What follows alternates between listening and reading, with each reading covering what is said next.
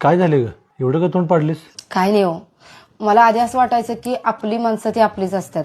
त्यांना जीव लावायला जायला लागलोय तर ती उलटी माझ्यावरच फिरायला लागल्यात.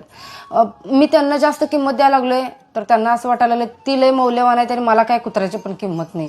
म्हणजे जीव लावायला चाललंय की हे जास्तच डोक्यावर बसतात आणि आपलं वाईट चिंतायला चालू करतात. होय ग, आपलीच माणसं आपल्यासोबत किती घाण वागल्यात ना सारिका.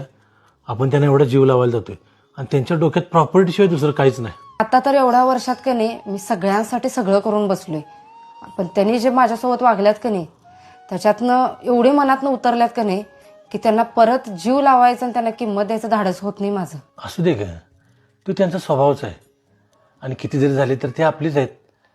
त्यामुळं तू हे सगळं मनातनं काढून टाक आणि आपण त्याच्यासोबत चांगलंच वागायचं.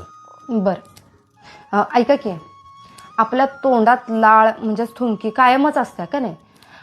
ते आपण खाताना पोटात जात्या किंवा आपण गिळतोय, पण कुठेतरी गेलो आणि तिथं आपल्याला घाण काहीतरी दिसलं की आपण ते बघतोय आणि तेच आपल्या तोंडातली थुंकी थुंकून टाकतोय.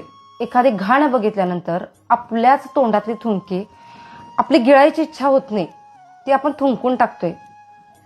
माणसं जरी आपलीच असली तर त्यांच्या त्या घाण वागण्यामुळं जर मनातनं उतरत असतील आणि ते पुन्हा पुन्हा वागत असतील तर आपण त्यांना कधीतरी आयुष्यातनं काढणारच ना, आयुष्यात ठेवणार कसं. आणि मग जर आपण सगळ्यांपासून वेगळे झालो तर लगेच सगळेजण आपल्यालाच वाईट म्हणत असतात. पण मागं काय घाण झाल्या हे आपण प्रत्येकाला सांगू पण शकत नाही आणि प्रत्येकजण समजून पण घेऊ शकत नाही. बरोबर आहे का तुझं? मी कधी असा विचारच केला नाही.